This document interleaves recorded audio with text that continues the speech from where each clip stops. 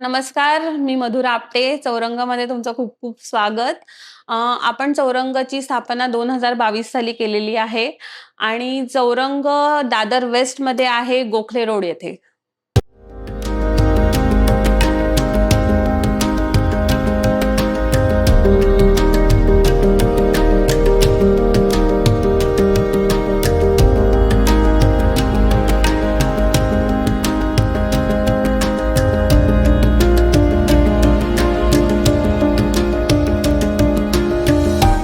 Basically चौरंग नाव घेण्याचं ही कल्पना आली आहे, की आपण पूर्वापार जमिनीवर बसून समोर चौरंगावरती ताट ठेवून जेवायची आपल्याकडे एक परंपरा असते.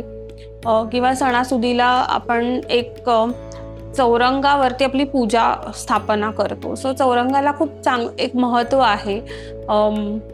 अन्नाच्या दृष्टीने सुद्धा आणि पूजा स्थानाच्या दृष्टीने सुद्धा. त्यामुळे चौरंग ही कल्पना आमच्या मनात आली नाव घेण्याची. सो आपण बेसिकली आहे ना, कॅटरिंग बिझनेस आपण करत आहोत गेल्या 15-16 वर्षांपासून. आणि तिकडनं ही संकल्पना आमच्या डोक्यात कुठेतरी होती, की पुढे जाऊन एखादं रेस्टॉरंट आपण सुरू करायचं. सो त्या अनुषंगाने आम्ही काही वर्ष प्रयत्नात होतो. म्हणजे 2019 पासून आम्ही प्रयत्नात होतो, की आपल्याला एखादं रेस्टॉरंट कसं चालू करता येईल. आणि आम्हाला संधी मिळाली 2021-22 मध्ये. त्यावेळेला आम्ही मग चौरंगाची स्थापना केली. ॲक्च्युली स्टार्ट करायच्या वेळेला मेन इम्पॉर्टंट चॅलेंज होता, की रेस्टॉरंट ऑपरेशन्स कसे करतात किंवा कसं केलं जातं. कारण की आमचा जो पूर्ण एक्सपिरियन्स आहे तो कॅटरिंग बॅकग्राऊंडमध्ये आहे. So catering is 1 or 2 days job. Okay. पण जेव्हा आपण रेस्टॉरंटमध्ये येतो, so it is a everyday hustle. तर you have to prepare food, service, everything for every day. So आम्हाला बिगेस्ट चॅलेंज ते होतं, की फूड प्रिपेरेशन आणि सर्विस ह्या दोन्हीची सांगड आपल्याला एव्हरी डे कशी घालायची आहे, हे आमच्यासाठी खूप बिगेस्ट चॅलेंज होतं. For at least 1.5 years still we are struggling with that, but hope do good in future.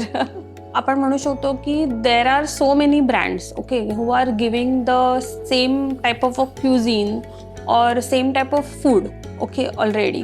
पण आपण काय वेगळा देण्याचा प्रयत्न करतोय, ते आपण थोडंसं त्याला आपली संस्कृती जपणं, किंवा आपण म्हणू शकतो, की आपल्याकडे जी केळवणं होतात किंवा वाढदिवसाचे समारंभ होतात, त्याच्यामध्ये आपण फुलांची सजावट, त्याच्यानंतर ताटाभोवती तुमचं महिरप आणि ह्याचे सगळे डेकोरेशन्स, परत आपण औक्षणाचं ताट त्यांना देतो, फुलं असतात, गजरे असतात, त्या सगळ्या बायकांना आपण देतो. त्याच्यानंतर जेवल्यानंतर विड्याची पानं देणं, हे आपल्याकडचं जे आपलं मराठमोळं जे कल्चर आपण म्हणतो ते जपण्याचा आम्ही कुठेतरी प्रयत्न करतो.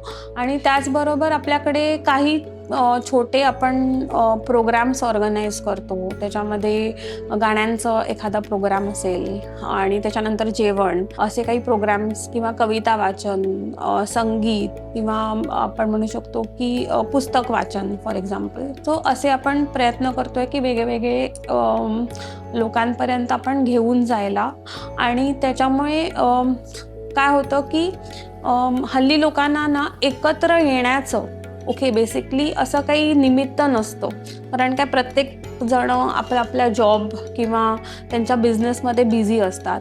आणि हल्ली घरी काहीतरी समारंभ करायचा म्हटला, की घरी जेवण करणं, तो पसारा, नंतरचं आवरणं, हे सगळं खूप जड होतं. कारण की आता फॅमिलीज खूप छोट्या आहेत ओके. सो आमचा असा प्रयत्न आहे, की चौरंगामध्ये तुम्ही येऊन असे तुमचे काही प्रोग्राम्स असतील किंवा तुमच्या काही कल्पना असेल, तुम्हाला काहीतरी तुमच्या परिवारासाठी तुम्हाला एखादा छोटासा कार्यक्रम ठेवायचा असेल, फॉर एक्झाम्पल गाण्याचा, पण तुमच्या घरी शक्य नसेल, तर तुम्हाला तो चौरंगामध्ये ऑर्गनाईज करता येऊ शकतो.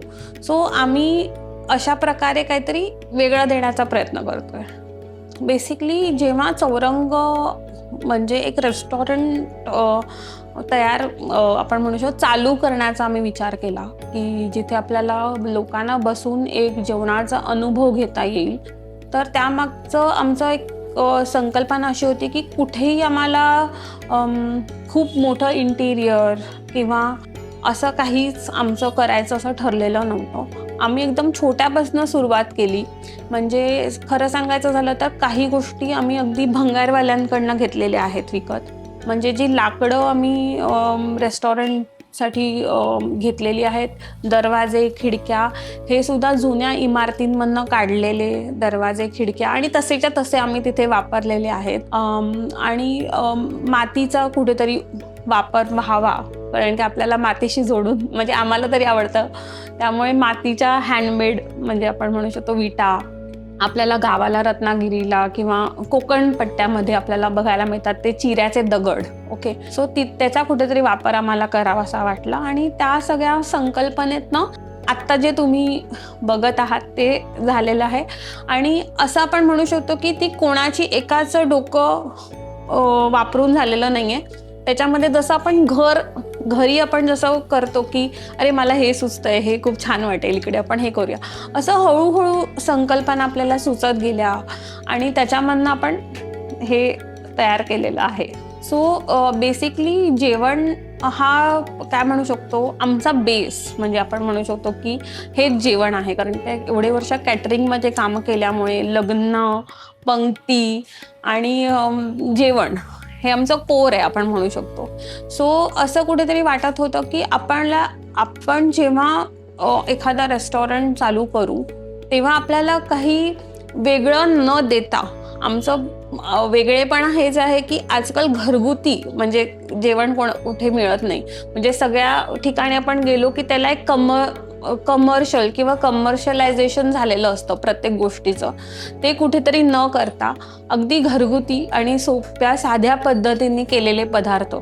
बेसिकली आपलं जे जेवणाची स्टाईल आहे ती थोडंसं ब्राह्मणी पद्धतीचं जेवण आपण करतो. म्हणजे झालं की डाळिंबी उसळ किंवा अळूचं फतफदं, त्याच्यानंतर भरलेली वांगी, ह्याच्यामध्ये किंवा आमटी आपण स्पेसिफिकली म्हटलं तर त्याच्यामध्ये सगळ्यामध्ये आपल्याला थोडंसं चिंच, गूळ किंवा आमसूल ह्याचा वापर असतो.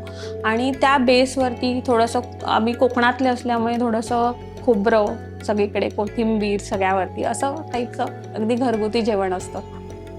बेसिकली कसं आहे माहिती आहे की आम्हाला आमच्यासाठी म्हणून असं आम्हाला वाटतं की जसं आपले पारंपरिक पदार्थ खूप वर्षानुवर्ष चालत आले आहेत की दडपे पोहे आहेत किंवा थालीपीठं आहेत किंवा मटार पॅटीस आहेत किंवा मटारचे कटलेट आपण म्हणू शकतो, ते आपल्याकडे सिग्नेचर डिश आहेत आपल्या. आणि त्याचबरोबर आमच्याकडे खूप लोक थाळी खायला स्पेशली येतात की त्यांना असं वाटतं की महाराष्ट्रीयन थाळी म्हटलं की सगळ्यांच्या डोक्यात एक येतं की नॉनव्हेज असणार. सो आपल्याकडे व्हेजिटेरियन थाळी खायला खूप लोक येतात मराठी पद्धतीची. सो आपल्या चौरंगाची मेन डिशेस तर ह्याच आहेत, ह्या आपल्याला सिग्नेचर डिश म्हणता येऊ शकतात.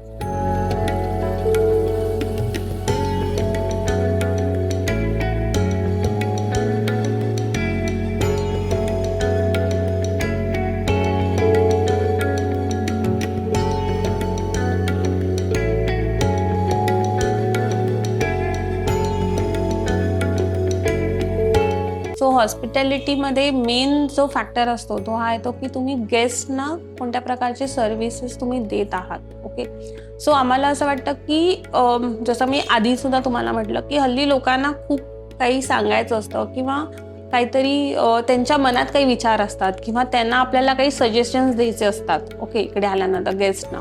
सो आमच्यासाठी हे खूप महत्त्वाचं असतं की त्यांचं म्हणणं जे आहे हे ऐकून घेणारं कोणतरी पाहिजे. ओके, आणि त्या बाबतीत आम्ही खूप विचारही करतो.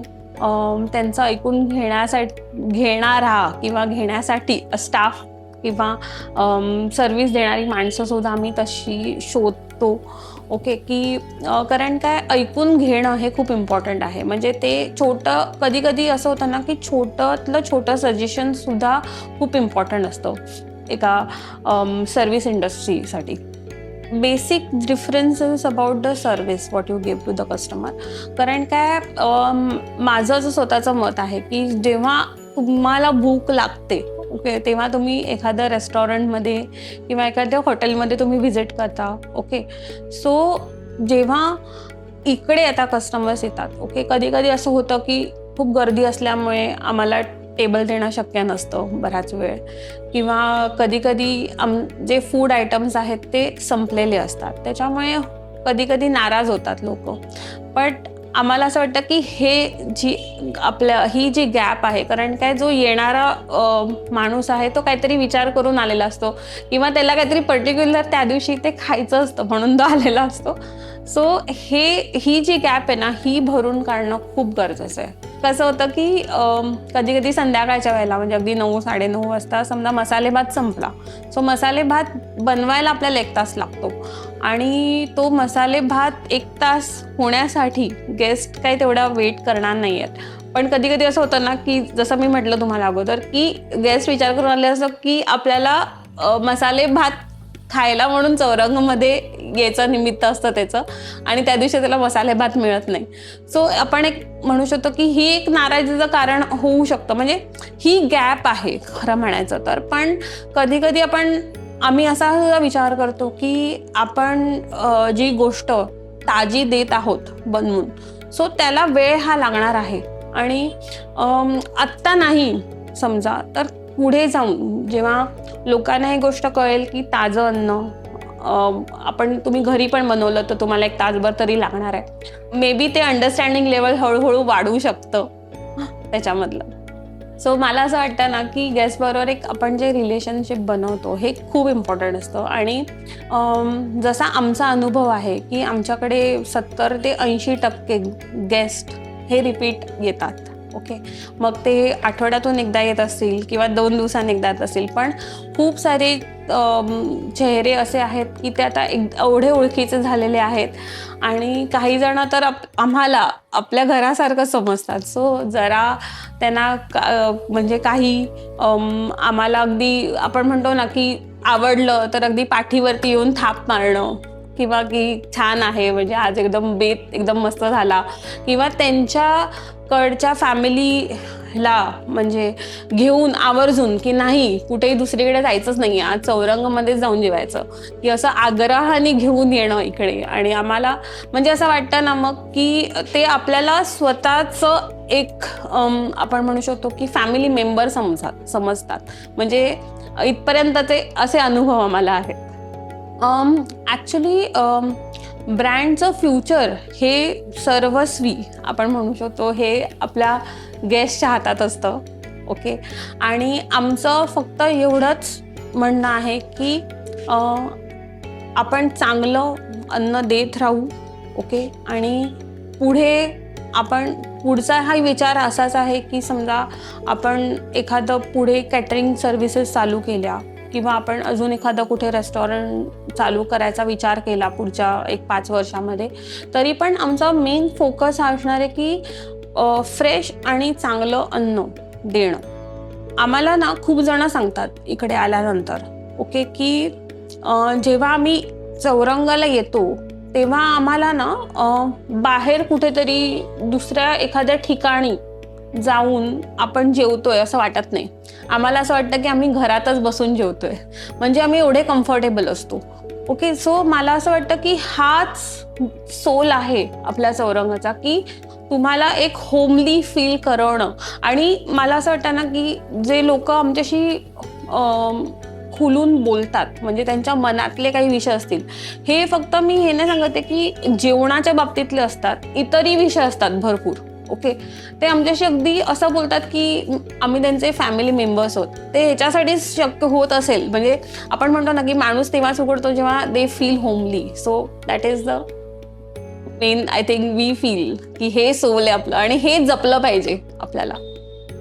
थँक्यू इंडियन हॉस्पिटॅलिटी मॅगझिन, तुम्ही खूप छान उपक्रम राबवतायत. ओके, त्याच्यामुळे मला वाटतं की जे आता तुमच्याकडे स्टुडंट्स आहेत त्यांना सुद्धा समजेल की ही खूप चॅलेंजिंग इंडस्ट्री आहे. ओके, तुम्हाला प्रत्येक स्टेपला गेस्टना सांभाळून घ्यायचं असतं, त्यांना एक वेगळा अनुभव द्यायचा असतो आणि हे खूप कठीण आहे. पण तो आनंद जो मिळतो तो खूप वेगळा आहे, जगावेगळा आनंद आहे हे केल्यानंतर जो मिळतो. सो मी सांगेन सगळ्यांना की ते प्रोत्साहन घेऊन तुम्ही ह्या इंडस्ट्रीत या, काम करा. आणि जे तुमचे व्ह्युअर्स आहेत किंवा जे वाचणार आहेत तुमचं मॅगझिन, त्यांना मी हे सांगेन की नक्की चौरंगाला येऊन तुम्ही एक अनुभव घ्या जेवणाचा.